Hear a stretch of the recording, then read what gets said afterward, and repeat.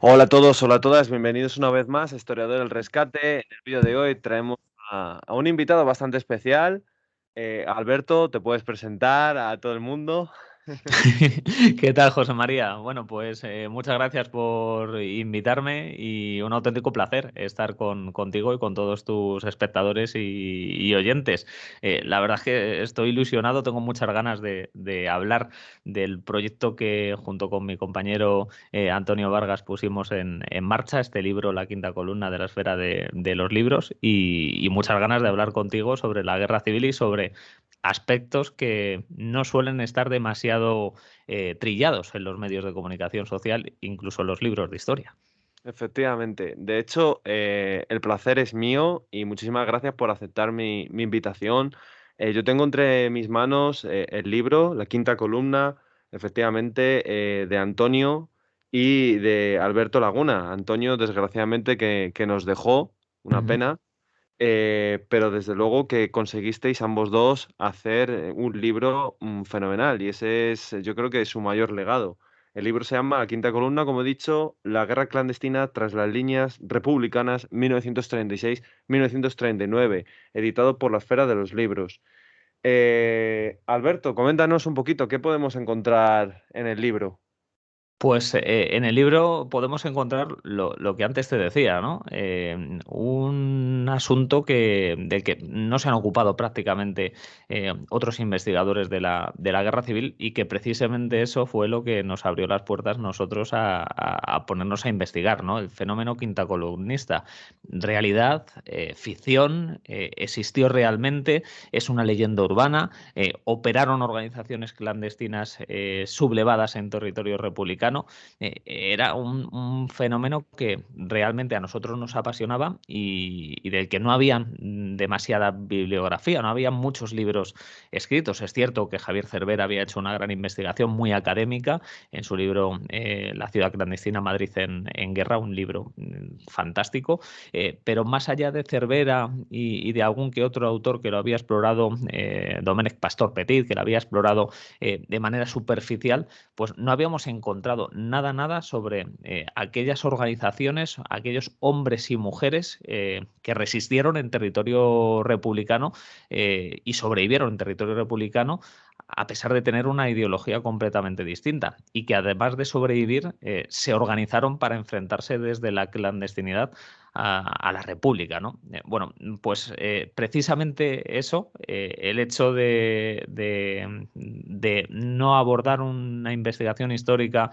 señalando a malos y buenos, leyendo los mismos argumentos de otros tantísimos autores, nos llevó a escribir este libro por la falta de investigación que había al respecto y porque nos apasionaba desde siempre, ¿no? Las historias de la resistencia, la Segunda Guerra Mundial. Bueno, nos gustaba especialmente a mi compañero Antonio y a un servidor las historias de la resistencia francesa o resistencia danesa, hasta qué punto eran reales o eran algo ficcionado, ¿no? Bueno, pues decidimos investigar, decidimos disfrutar porque hemos disfrutado enormemente escribiendo este libro y creo que está mal que lo diga, pero creo que hemos sacado un buen resultado. Desde luego, sobre todo, podemos a día de hoy, al 100%, sobre todo gracias a libros como el vuestro, como el tuyo, em, podemos aseverar que la quinta columna fue real, Sí, sí, ¿verdad, sí, sí. Alberto? Sin ningún tipo de dudas. La famosa frase de Mola diciendo que una quinta columna se acercaba que cuatro columnas se acercaban a Madrid, más una quinta ya se encontraba en la capital, era una realidad. Lo que pasa es que aquella quinta columna que estaba ya en la capital de España no estaba actuando de una manera coordinada, ¿no? Con las otras cuatro columnas que en el otoño de 1936 avanzaban sobre Madrid. Pero sí, por supuesto, que existió la quinta columna. Y además se fue perfeccionando y profesionalizando a medida que pasaban los años. O sea, la quinta columna al principio eran organizaciones que buscaban su pura supervivencia, ¿no? En la retaguardia republicana, sobre todo al principio de la Guerra Civil, donde los paseos estaban a la orden del día y donde sobrevivir con una ideología yo qué sé, falangista, monárquica o pro requeté, pues era una misión imposible. O sea que al principio esas organizaciones de la Quinta Columna lo que buscaban eran sobrevivir e incluso forzar expediciones de evadidos de una zona a otra, ¿no? De la zona republicana a la zona nacional. Luego, a medida que fueron pasando los meses y después de ya enlazar estas organizaciones de la Quinta Columna con los servicios de información de Franco, pues digamos que ya se fue profesionalizando, ya se fueron utilizando técnicas de espionaje, ya se fueron utilizando técnicas de infiltración, del uso de agentes dobles en uno y otro lado. O sea, fue tan complejo el entramado quinta columnista en las principales ciudades de España, sobre todo en Madrid y Barcelona, que podemos decir que en algunas batallas incluso el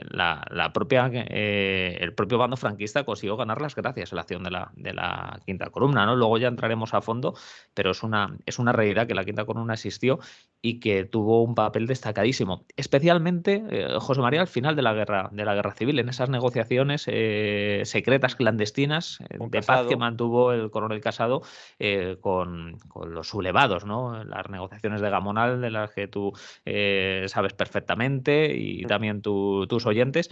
La quinta, de no haber sido por la Quinta Columna, aquellas negociaciones de paz no se hubieran llevado a cabo. Incluso la presión sobre Julián Besteiro para intentar que la guerra finalizara en marzo de 1939, pues también fue cosa de la Quinta Columna. Como ves, la evolución fue total y absoluta desde el inicio de la guerra, donde se buscaba sobrevivir, hasta el final, donde el peso quinta columnista fue muy destacado. Sí, desde luego. A mí me ha sorprendido sobre todo la historia oculta, ¿no? Como tú bien has mencionado antes, esto no aparece en los manuales de historia y es como hablar de quinta columna como si fuese algo políticamente incorrecto, ¿verdad? Sobre Sí. todo cuando tenemos en cuenta, y en tu libro ya se ve claramente, a las torturas que eran sometidos aquellos quintacolumnistas que eran apresados en las famosas checas de Madrid. Ujú. Mira, se me está viniendo a la mente la figura de Antonio del Rosal. Antonio del Rosal era un Ujú. joven falangista que lideró, digamos que una de las primeras organizaciones de la Quinta Columna que actuó en la retaguardia de Madrid, ¿no? Una organización que se llamaba España Una. Él con apenas 20 años dirigió, era estudiante universitario, falangista antes de la Guerra Civil, pero fue uno de los primeros en dirigir una organización de la Quinta Columna.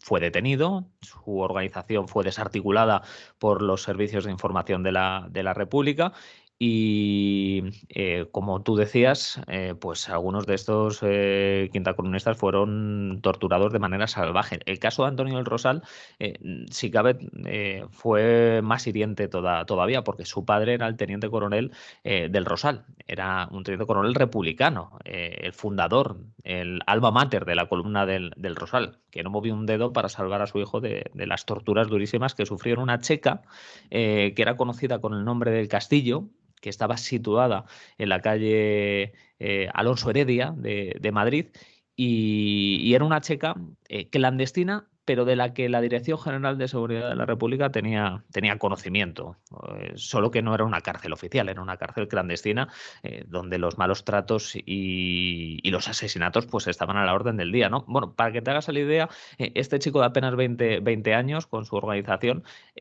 recibió tales palizas que ni siquiera sus propios familiares pudieron reconocerle un mes después cuando fue trasladado a la cárcel de San Antón. Tenía la cara completamente desfigurada. Sobrevivió a las palizas, pero sus familiares, un mes después de estar en esa cárcel clandestina del Castillo, no consiguieron reconocerle, ¿no?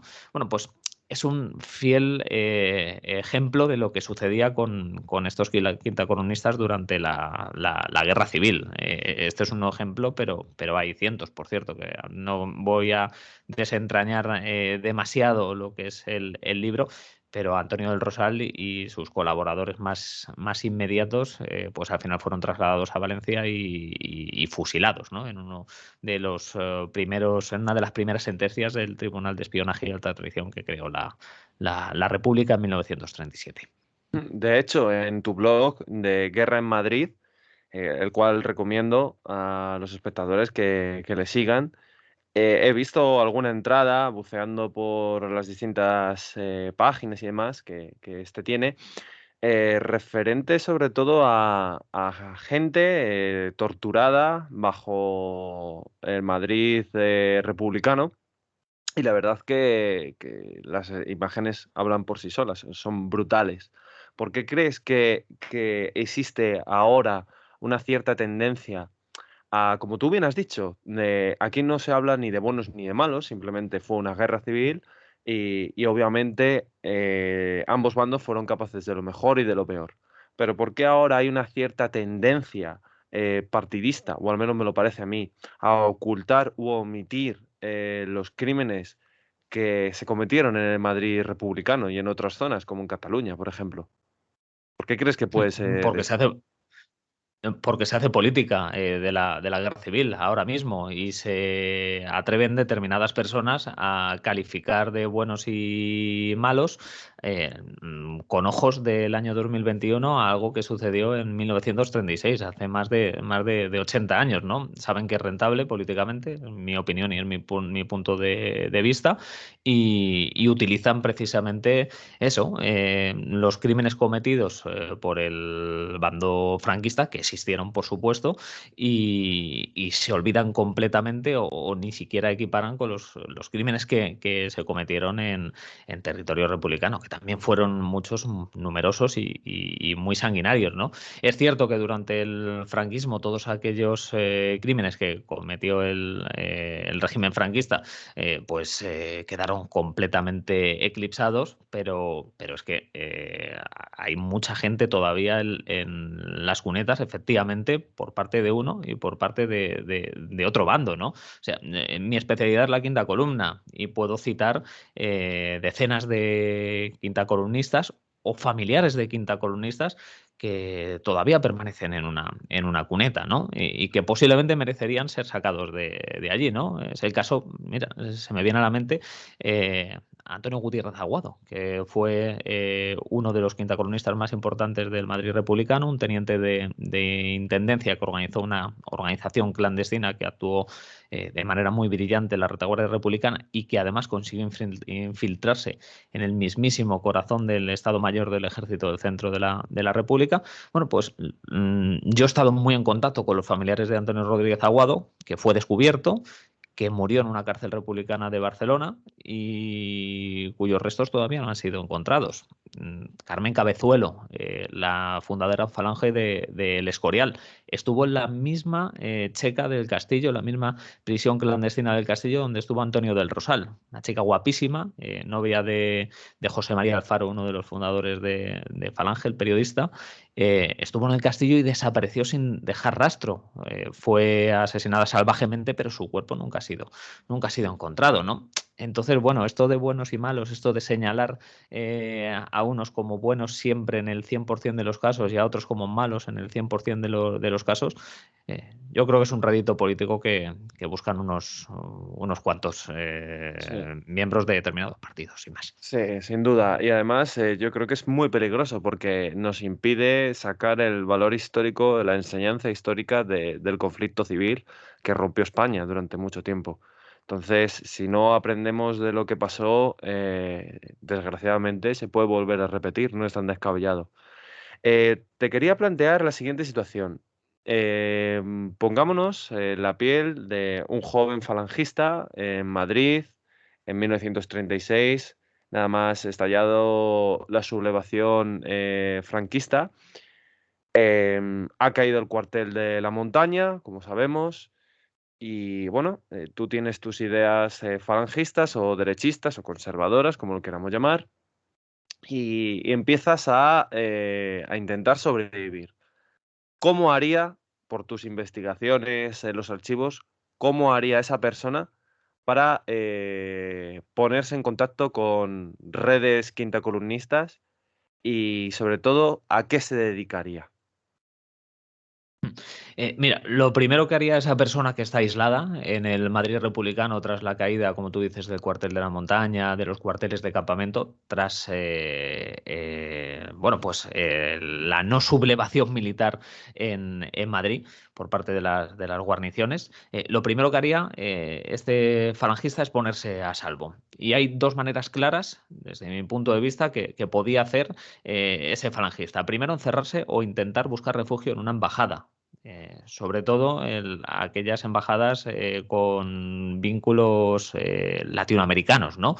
Donde actuó la Quinta Columna de una manera muy, muy directa.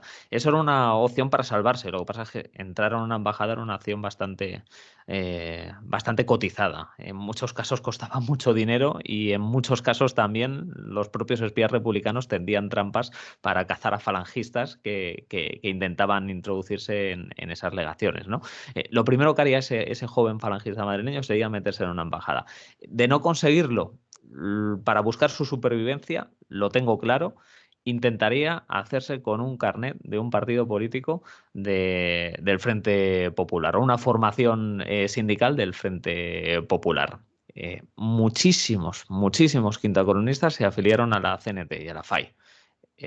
¿Por qué? Bueno, era muy sencillo afiliarse, ¿no? Incluso sin recibir avales, uno podía adentrarse en estas organizaciones y con un carnet de estas formaciones pues era más fácil sobrevivir, teniendo un pasado falangista, derechista o incluso monárquico. Lo que te digo, José María, muchos, pero muchos quintacolumnistas tenían carnet de la CNT y de la FAI, lo que les garantizaba un poco la libertad de movimientos, tener acceso a víveres e incluso tener acceso a información. Luego, ¿de qué manera conseguían establecer contacto con los primeros servicios de información del ejército de Franco? Bueno, pues acudiendo a los bares, cafeterías o los lugares donde había cierto movimiento, ¿no? En materia de espionaje. En Madrid fueron muchos, en la glorieta de San Bernardo, en la glorieta de Quevedo, había muchos bares donde había movimientos extraños de personas. En esos bares, por cierto, también estaban los agentes dobles, de los que luego hablaremos de la República, que actuaron de una manera muy brillante entre el 36 y el 39. Entonces, bueno, coincidiendo con antiguos camaradas en esos bares, en esas cafeterías, en esos lugares de reunión, es ahí donde grupos que piensan de manera contraria a la República se empiezan a organizar. Insisto, al principio de la guerra civil fueron pocos los grupos que realmente se movieron. Y de esos pocos que realmente existieron, la mayoría fueron descabezados o desarticulados por los cuerpos y fuerzas de la República. Pero a medida que pasaba la guerra, digamos que se fueron profesionalizando y era más fácil crear grupos clandestinos que se opusieran al régimen republicano. Era más fácil porque la guerra estaba decantada. Entonces, digamos que la supervivencia era bastante más sencilla. El quinta columnista al principio, en el 36, digamos que en el 90% de los casos era descubierto y su vida pues prácticamente no se respetaba. Un quinta columnista que era descubierto, digamos, en la primavera del 38-39 tenía muchas opciones de sobrevivir porque los propios republicanos no le iban a tocar demasiado, iban a buscar su canje, pues porque la guerra estaba, como antes te decía, decantada. Es decir, que en los primeros meses de la guerra, en el 36, los quintacolumnistas podríamos decir que eran quintacolumnistas o disidentes de pensamiento, ¿no? Porque no Sí. se atrevían a salir y organizar células de sabotaje o lo que sea, por miedo a ese terror rojo, ¿no? Que ocurrió en el Madrid republicano. Sí, hubo un momento, sobre todo en el mes de noviembre de 1936, cuando el gobierno de la República se va a Valencia y deja la capital de España. Hay un momento en el que algunas organizaciones, como la que antes te decía, España Una, salen a la calle, digamos que con más agallas, ¿no? Que las semanas atrás de agosto. Saben que Franco está a las puertas de la ciudad. Los propios republicanos dan por perdida Madrid.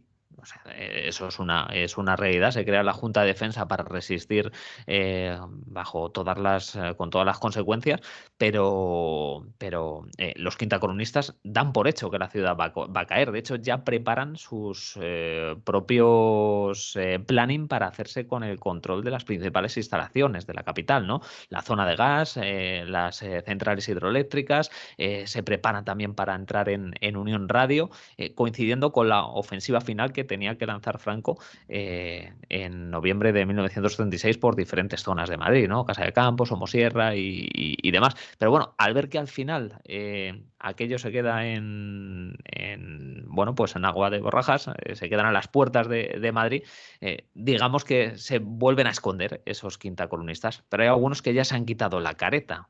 Incluso alguno que se atrevió en algún momento a salir con la camisa azul por Madrid, que luego al final pasó lo que pasó, ¿no? Entonces, digamos que esa fue la historia. Fue, digamos, una especie de montaña rusa, ¿no? Al principio la Quinta Columna estaba escondida, después empiezan a salir las organizaciones con más valentía. Al ver que no entra Franco en Madrid, se vuelven a esconder y siguen trabajando en la clandestinidad, y cuando la guerra está más que sentenciada, vuelven a hacer acto de presencia estas organizaciones, pues para liquidar la contienda cuanto antes. Qué interesante, la verdad. Continuando con nuestro protagonista ficticio, supongamos que ha conseguido un carnet de CNT y ya está estabilizado. ¿Cuáles serían sus siguientes pasos a la hora de adentrarse en el submundo de la Quinta Columna? Pues posiblemente los siguientes pasos de este hipotético falangista o derechista es intentar llegar a zona nacional por sus propios medios, o bien utilizando las organizaciones que ya existían para atravesar las líneas republicanas y llegar donde se encuentran los suyos, ¿no? Ten en cuenta que ya empezaban a funcionar, digamos que en marzo de 1937 aproximadamente, las primeras organizaciones de los sublevados, apoyadas por sus servicios de información, que organizaban expediciones de evadidos de una zona a otra. En Madrid, en concreto, por el paso del Tajo, ¿no? Por la zona de Toledo, se establecieron una serie de rutas, clandestinas todas ellas, para llegar a zona nacional. Este hipotético falangista intentaría agarrarse a alguna de esas rutas y llegar a donde estaban los suyos. Hubo casos concretos, ¿no? Es el caso de Gustavo Villapalos, un guardia civil falangista antes de la guerra civil, que tenía familiares en la línea casi limítrofe de los dos frentes, en Toledo, en la Puebla de Montalbán en concreto, que separaba casi los dos frentes, el Frente Republicano y el Frente Nacional. Y este joven guardia civil, que estaba herido, por cierto, tras un bombardeo de la aviación franquista y estaba de baja, por ende, pues utilizando sus propios medios y sus propios recursos, y teniendo, por supuesto, un carnet de la Guardia Nacional Republicana, puesto que no habían descubierto los republicanos su pasado falangista.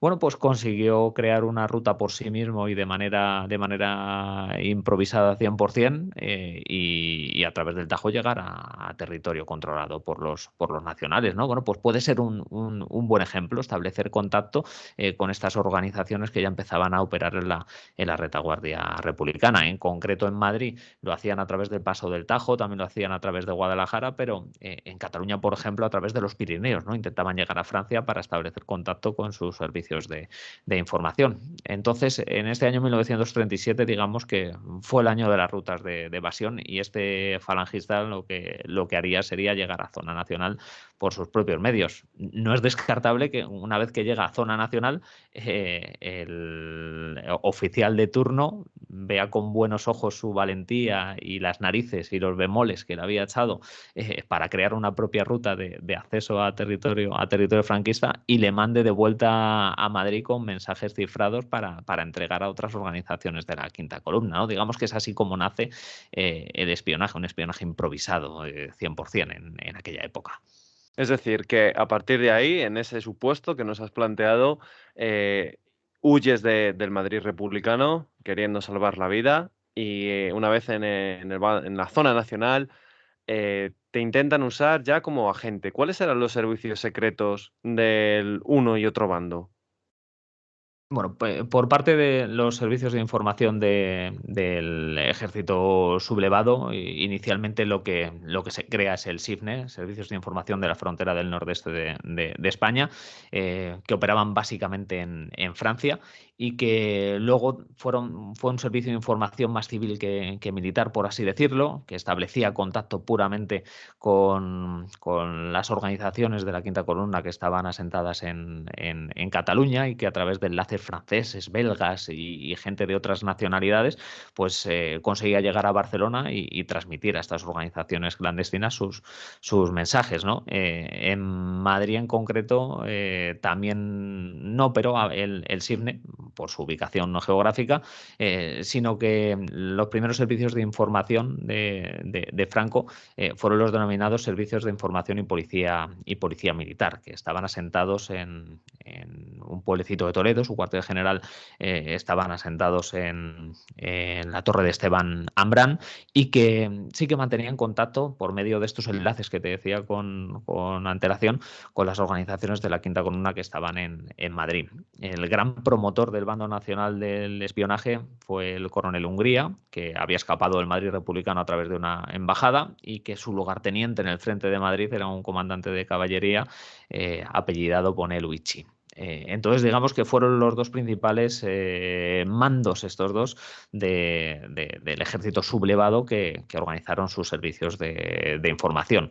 Y enfrente, como rivales, pues tenían unos servicios de información republicanos tremendamente brillantes y eficaces, formados posiblemente por los asesores soviéticos, no, posiblemente no, formados por los asesores soviéticos que sabían muy, pero que muy bien todas las técnicas de espionaje en guerra, sobre todo por integrantes del NKVD soviético que actuaban en el Madrid y en el Barcelona republicano.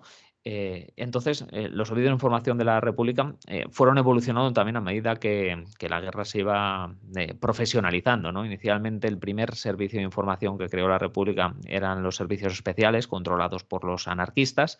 Después se constituyó el DEDIDE, el Departamento de Informaciones, y después se constituyó el todopoderoso SIM, Servicio de Información Militar de la República, que tuvo un peso mayúsculo, especialmente en 1937 y 1938. Pero aparte de todas estas organizaciones y de manera paralela, existían unidades dentro de la policía que trabajaban contra la Quinta Columna. La Brigada Especial era una unidad mandada por un comisario llamado Fernando Valenti, un Sherlock Holmes a la vieja usanza, que estaba especializada esta unidad, esta Brigada Especial, en cazar miembros de la Quinta Columna, utilizando los agentes dobles, utilizando técnicas de infiltración, incluso las intervenciones telefónicas ya se empezaban a utilizar en aquella época, ¿no? Las interceptaciones telefónicas ya se empezaban a utilizar en casas, viviendas y despachos de los miembros de la Quinta Columna. O sea que, digamos que el bando nacional tuvo una evolución en cuanto a los servicios de información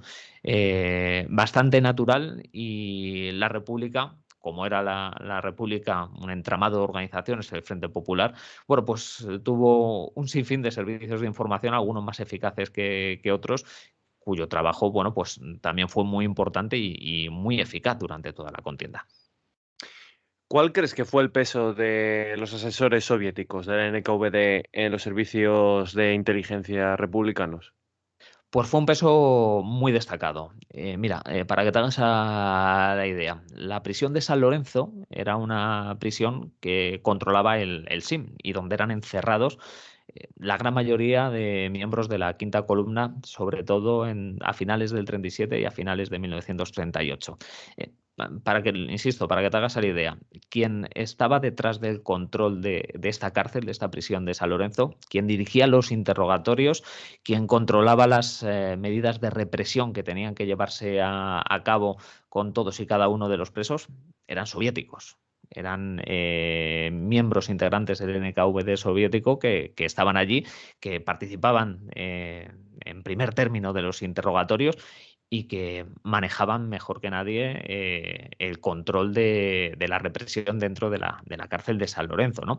En otros muchos casos, para que nos hagamos a la idea del poder que tuvo el NKVD, intentaron captar agentes dobles que utilizaba la República para captar quintacolumnistas. Fue el caso de Tomás Durán González, ¿no? Este joven socialista consiguió desarticular varias organizaciones de la quinta columna y gracias a su buen hacer, a la hora de infiltrarse en grupos subversivos para ellos, pues hizo que el NKVD se fijara en él y que le pusiera dentro de un proceso de selección para convertirse en agente, ¿no? Al final este joven desechó la posibilidad de irse a Moscú, de formarse, pero le tiraron la caña, hablando pronto y mal a Tomás Durán González, ¿no? En el caso de la organización Golfín Corujo, pues utilizaron a otro infiltrado de la quinta columna, los propios asesores soviéticos, para tender una trampa a Andreu Nin y desarticular completamente al PON, acabar con Nin y acabar también con los trotskistas en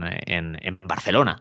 O sea, como estás viendo, los tentáculos de los agentes soviéticos en España eran muchos y muy numerosos. Y, por supuesto que utilizaron sus técnicas en beneficio de la República para acabar con los enemigos de los republicanos.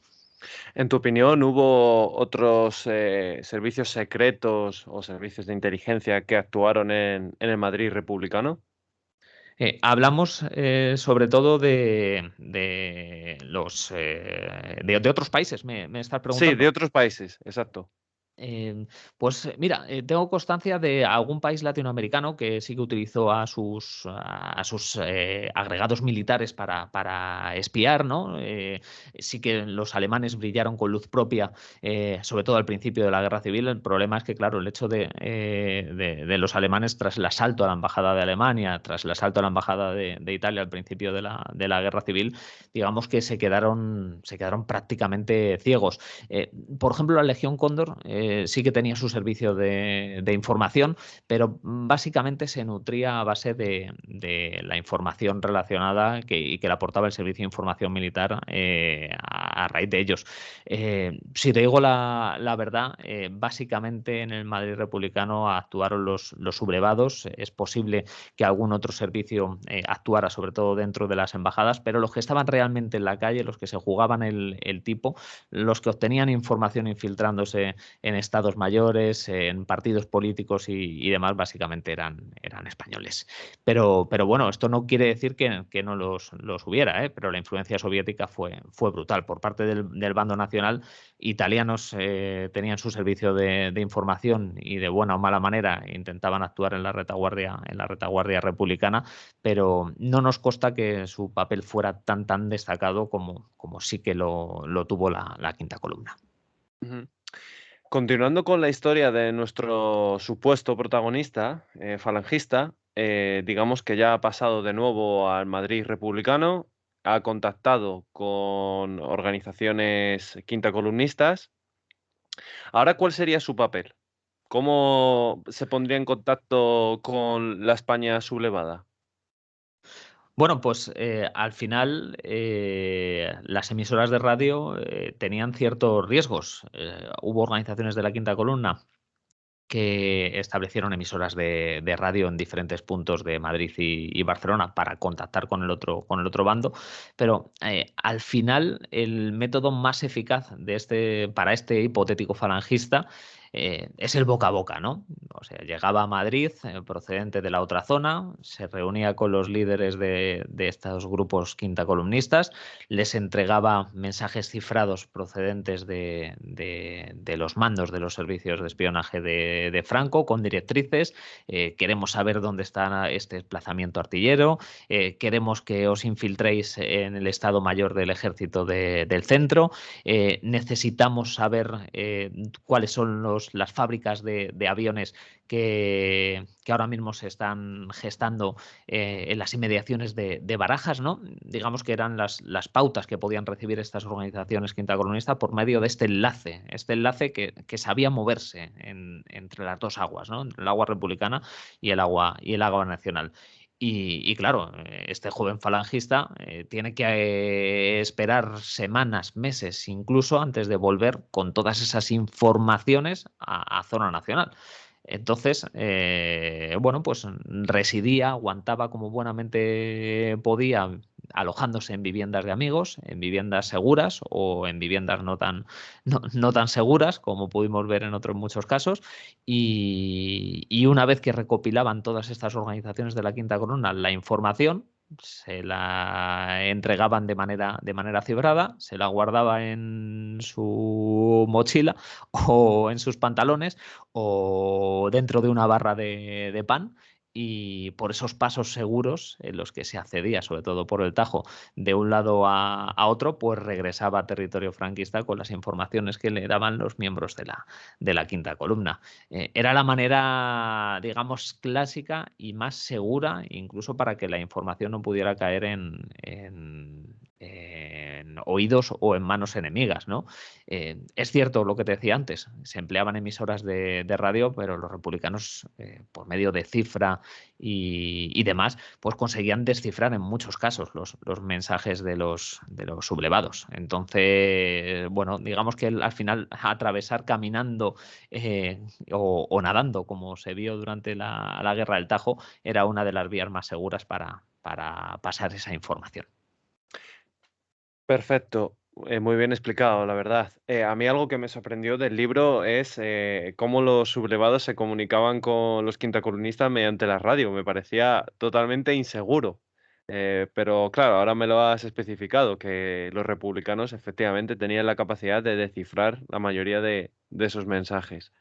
Em, No, sí, sí. te decía también los sublevados tenían sus especialistas en cifra, y especialistas también a la hora de escuchar los mensajes que los propios republicanos mandaban a sus agentes en territorio nacional. Hace muy poquito he escrito en mi blog guerraenmadrid.net un artículo sobre un grupo de espías republicanos que se adentraron en la retaguardia de Toledo en 1938, controlada ya por los franquistas, y cómo fueron descubiertos en territorio enemigo, no gracias en este caso a la radio, pero sí gracias bueno, pues a agentes dobles que se hacían pasar por próximos a los sublevados. Son circunstancias y cosas curiosas, pero tanto un bando como el otro tenían muchos y muy buenos expertos a la hora de descifrar los mensajes cifrados. Muy interesante, la verdad. Y una pregunta. Imaginemos que este nuestro protagonista sigue con sus servicios al bando sublevado. Sin embargo, como bien estás comentando, los agentes dobles estaban por doquier y uno no se podía fiar de casi ni de su sombra. Sí. Imaginemos que cae en las redes, ¿no? de estos agentes dobles y es detenido. ¿Cuál era el destino que se le presentaba a este preso? Pues un destino bastante oscuro, bastante negro. Lo más importante para este quinta columnista era aguantar las primeras 24 horas los interrogatorios. Los interrogatorios eran muy duros, como antes decía, muchos de ellos eran dirigidos por los asesores soviéticos, que sabían muy bien hacer cantar a la gente. Entonces, lo más importante era aguantar y resistir durante las primeras 24 horas, más que nada para dar tiempo a sus colaboradores más inmediatos a ponerse a salvo, ¿no? A llegar a una embajada o conseguir pasar a la otra zona. Lo normal es que a este quinta columnista recién detenidos que lo llevaran en un primer momento, imaginemos, a la calle Serrano 108, donde la Brigada Especial tenía su sede, que fuera interrogado duramente allí por Fernando Valenti y sus hombres, que aguantara o no, dependiendo del valor de la persona, que aguantara o no un poco los interrogatorios, pero al final todos terminaban cantando como es lógico. Si te someten a un simulacro de fusilamiento, como sometieron a un gran número de quintacolumnistas, al final uno habla lo que tenga que hablar y es comprensible y nadie le puede recriminar nada, ¿no? De hecho, tras la guerra civil, eso también sería debate y un buen programa, muchos de los quintacolumnistas pues, fueron señalados de mala manera por haber traicionado a los suyos después de haber sido interrogados, ¿no? Pero es que en muchos casos no les quedaba más remedio. Fíjate si los servicios de información de la República estaban tan profesionalizados que hasta introducían agentes dobles dentro de las propias cárceles y de las propias checas para intentar sacar información a los detenidos. O sea que en un primer momento este quintacolumnista sería sometido a duros interrogatorios. Cuando ya le han sacado toda la información durante 4 o 5 semanas, finalmente sería trasladado a una cárcel, digamos, oficial en Madrid, en el caso San Antón, sobre todo si eran militares, por ver si eran civiles, y posteriormente serían enviados a lugares donde podían estar como presos un poquito más a salvos, ¿no? A muchos les enviaron a Valencia y luego a Barcelona, porque en estos dos puntos estaban establecidos los tribunales de espionaje y alta traición. A la mayoría de quintacolumnistas, de hecho, detenidos en Madrid, les mandaron para Cataluña. Claro que luego cuando Franco se aproximaba a Cataluña, algunos de ellos pues fueron sacados de las cárceles y asesinados en el Garraf o asesinados en los campos de trabajo donde también fueron enviados a trabajar o llevados incluso a la misma frontera con Francia y ejecutados a sangre fría como sucedió en el Coyel, ¿no? Hubo otros tantos que tuvieron un poco más de suerte y consiguieron ser canjeados. A ver, un espía de los nacionales en manos de los republicanos, digamos que era una pieza bastante cotizada. Entonces, en muchos casos era utilizado como moneda de cambio para este espía, este agente, ser canjeado por personalidades relevantes del bando republicano que estaban presas en territorio nacional. De hecho, para el libro hemos consultado algunos archivos incluso de la Cruz Roja Internacional y hemos visto cómo se negociaban esos canjes. Bueno, sin ir más lejos, Raimundo Fernández Cuesta, que junto con Manuel Valdés Larrañaga dirigieron en la sombra la quinta columna, más Valdés Larrañaga que Raimundo Fernández Cuesta, los dos estaban presos en cárceles republicanas. Bueno, pues a Raimundo Fernández Cuesta le terminaron canjeando, ¿no? Por personalidades del bando republicano, por el hijo, si no me equivoco, del ministro Irujo. Entonces, bueno, la suerte de este agente, este quinta columnista que caía en manos de la República era dispar, pero su futuro, como antes te decía al principio, era bastante negro. ¿No existía la posibilidad de que le ofreciesen jugar el papel de agente doble? Sí, sí, sí, sí. En muchos casos. Lo que pasa es que si era una persona bastante reconocida, era una persona que tenía bastante peso dentro de los sublevados, digamos que estaba quemada, ¿no? Para hacer ese trabajo de agente doble. Si detenían a un que la gente no me entienda mal, a un pobre diablo de la quinta columna, una persona sin demasiados cargos, un agente normal, ¿no? De calle, y le ofrecían colaborar a cambio de su vida con los republicanos, digamos que era más fácil que este aceptara. Y hubo muchísimos casos de falangistas de a pie, sin demasiado peso, que luego fueron convertidos en agentes doble por parte de la República, ¿no? Nombres propios, Alberto Castilla Olavarría, Moreno Argüelles, Pablo Moreno Argüelles, los dos fueron agentes dobles de la República que desarticularon muchas organizaciones de la Quinta Columna, pero que antes habían sido miembros de grupos quintacolumnistas. Es curioso, pero es una realidad. La realidad siempre en la guerra civil supera la ficción. No, desde luego, son historias bastante impresionantes porque al fin y al cabo me imagino que pasarían al bando republicano también bajo la amenaza de que si no ejecutarían a su familia, ¿no? O ocurriría cualquier desgracia. Sí, sí, algunos por dinero incluso lo hicieron, ¿eh? Lo Ujú. hicieron por dinero y incluso con promesas que al final no se fraguaron de que iban a recibir una auténtica millonada y que tenían preparado su pasaporte para marcharse a Francia. El caso de Alberto Castilla está muy en contacto además con su familia, que me ha ayudado muchísimo para hacer este libro.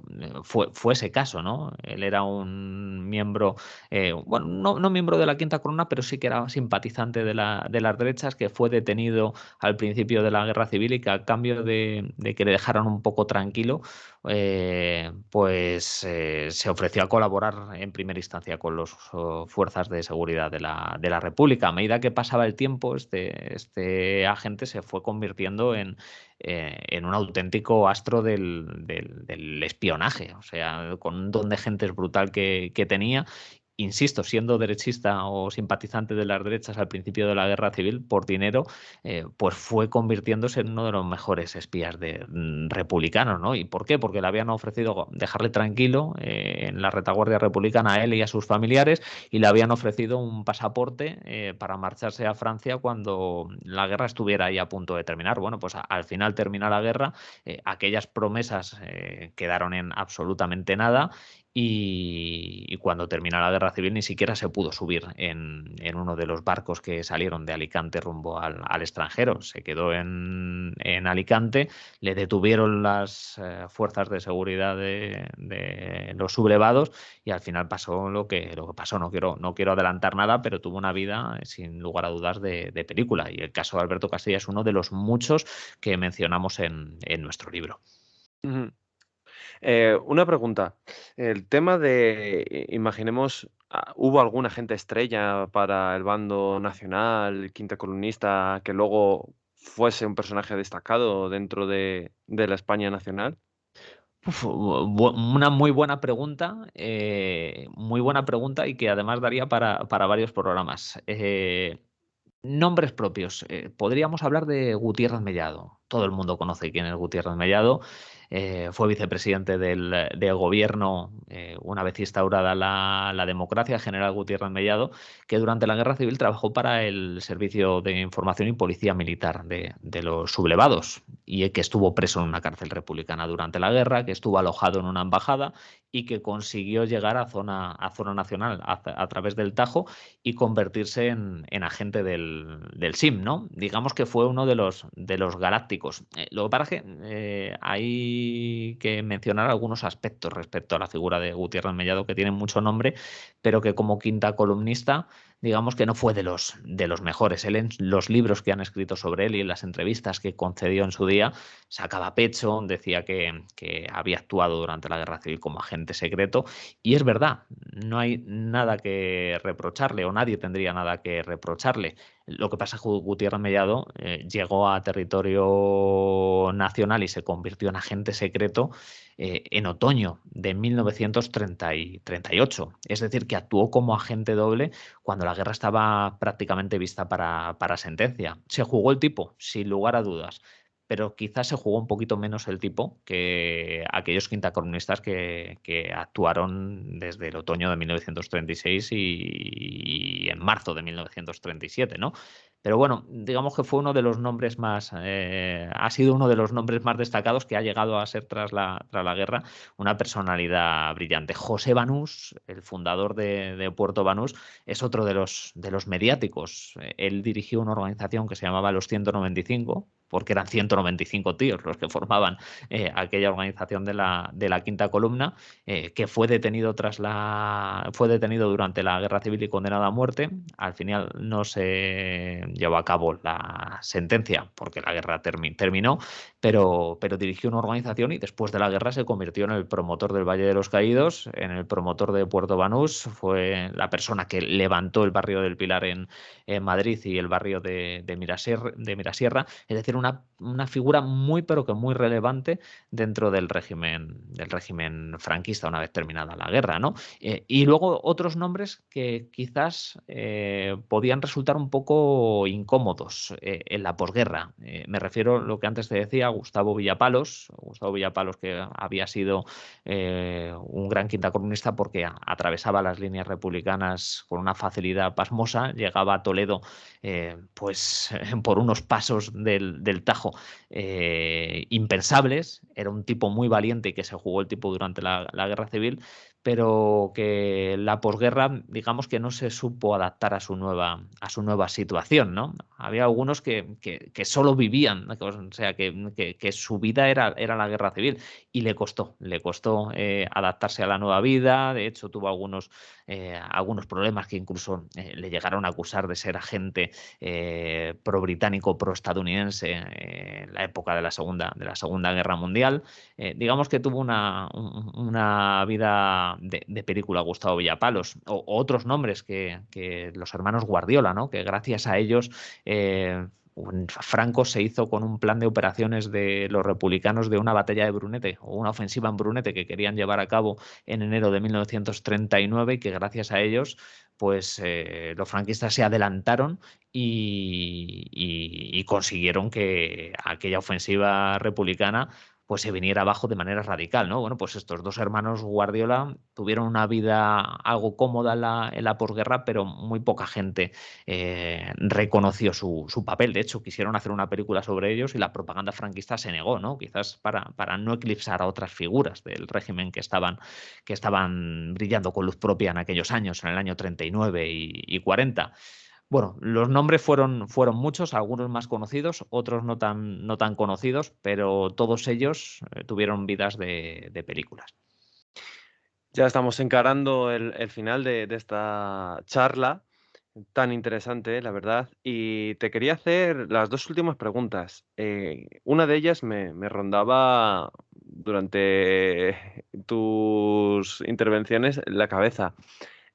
¿Cuál es la historia de valor que más te ha conmocionado de los quintacolumnistas? Es decir, de aquellos agentes, tanto masculinos como femeninos, que no se vinieron abajo los interrogatorios y que demostraron coraje y valentía. Pues mira, quizás me gustaría detenerme en las mujeres quintacolumnistas, sobre todo en dos nombres propios, en Mary Pazón City y en su hermana Karina. Las dos dirigieron cada una en un momento diferente de la guerra la organización femenina Auxilio Azul, formada por mujeres falangistas. Pues quizás fueron estas dos figuras las que más me han impactado de mis investigaciones porque fueron más eficaces que los hombres, y hay que decirlo, y ellas me consta de que no sacaban pecho en la posguerra, sobre todo Karina. Maripaz la asesinaron, ¿no? Al principio de la guerra, pero me consta que no sacaron pecho a pesar de ser la organización de la Quinta Corona más brillante y más eficaz de toda la guerra. No fueron descubiertas. La organización clandestina Auxilio Azul no fue descubierta, sus mujeres no fueron descubiertas. ¿Fueron detenidas? Muchas de ellas sí, pero no fueron detenidas por espionaje, no fueron detenidas por quintacolonismo, fueron detenidas, por ejemplo, por participar en una misa clandestina en la calle Velázquez, en una lechería. Fueron detenidas, fueron interrogadas, algunas fueron encerradas por ello, pero no confesaron en ningún momento que detrás de esa misa clandestina había una organización de la quinta columna, ¿no? O sea, quiero decir que esta organización fue una de las más brillantes y de las que prácticamente en la posguerra nadie se acordó. Te decía que estaba formada por dos hermanas, la primera era Mary Pazón Chitty, que empezó a organizar este grupo quinta columnista, pero fue descubierta el 30 de octubre de 1936, es decir, que su papel realmente duró muy poco y fue asesinada, ¿no? Cuando trataba de introducir a otro falangista en una embajada para garantizar su vida, ¿no? Los dos fueron descubiertos y fueron asesinados con apenas 18 años, o sea, muy duro. Y su hermana Karina, que no era ni falangista ni nada antes de la guerra civil, recogió el testigo de su hermana y de manera desinteresada pues decidió continuar su trabajo no tanto de espionaje, pero también en algunos momentos, sino que se dedicaba a ayudar a aquellos perseguidos con vínculos derechistas, falangistas, monárquicos y demás, y entregarles víveres, entregarles ropa de calzado, entregarles mantas para sobrevivir al invierno, y todo eso de manera secreta y jugándose el tipo. Sí, para mí, sin duda, fueron las mujeres de Auxilio Azul las más brillantes y quizás las que más me han impactado por su trabajo. Ujú. Y ya la última pregunta, para no aprovecharme más de tu tiempo. No, hombre, un placer, ya sabes que es un placer estar aquí contigo y con todos tus espectadores y oyentes.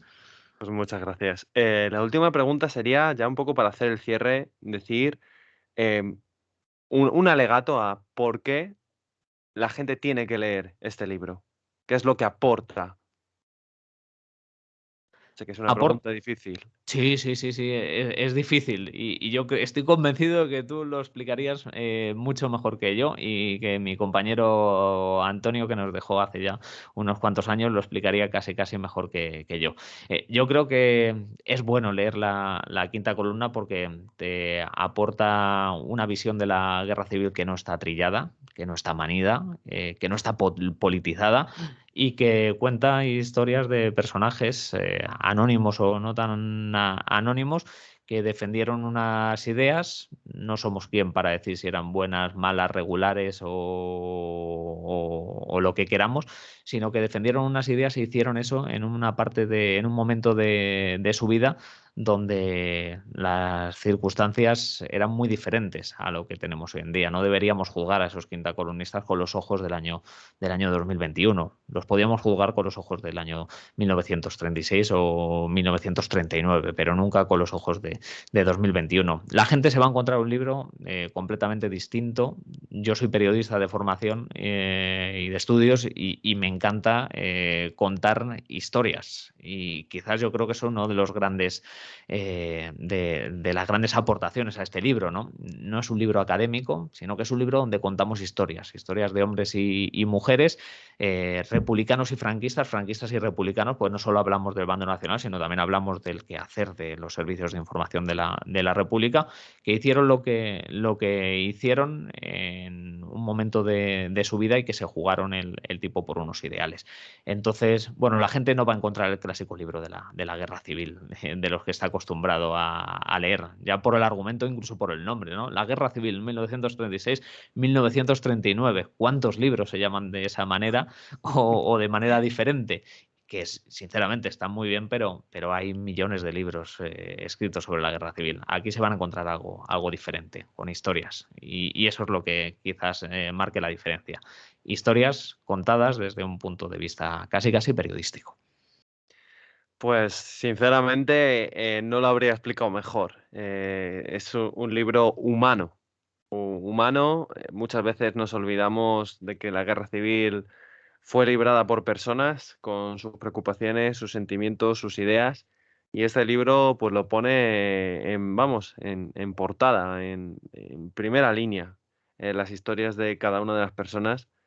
Así que yo creo que verdaderamente es una buena inversión comprar este libro y desde luego abrir la mente y descubrir que independientemente de su ideología, efectivamente como bien has dicho, pues hicieron lo que hicieron por una visión distinta de España, pero siempre amando a su nación. Mm. Em, Muchísimas gracias de verdad por dedicarnos este tiempo y bueno, que sepas que han quedado muchísimos temas pendientes, tú lo sabes mejor que yo. Estás invitadísimo cuando quieras volver a pasarte por el canal, pues esta es tu casa. Y pondré la descripción del vídeo y el vídeo también aparecerá en formato podcast en iVoox y pondré la descripción, el enlace de la editorial del libro. Y bueno, pues lo dicho, que un placer y que mil gracias. Un placer, José María. Muchas gracias por la oportunidad y he disfrutado mucho hablando contigo sobre la guerra civil. Creo que no son muchos los canales que deciden abordar contenidos sobre la guerra.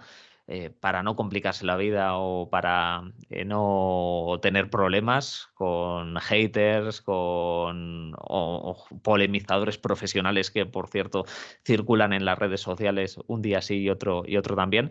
Y eso de verdad que tiene que enorgullecerte porque hablar de la guerra civil no siempre es fácil. O sea que felicidades por el trabajo que tú también estás realizando. Muchísimas gracias. Pues como siempre, les deseo a mis seguidores que sean buenos, sean felices y esta vez añadiría que lean por favor, que dejen atrás sus prejuicios y que lean este gran libro que es La Quinta Columna, la guerra clandestina tras las líneas republicanas 1936 y 1939. Hasta pronto. Chao.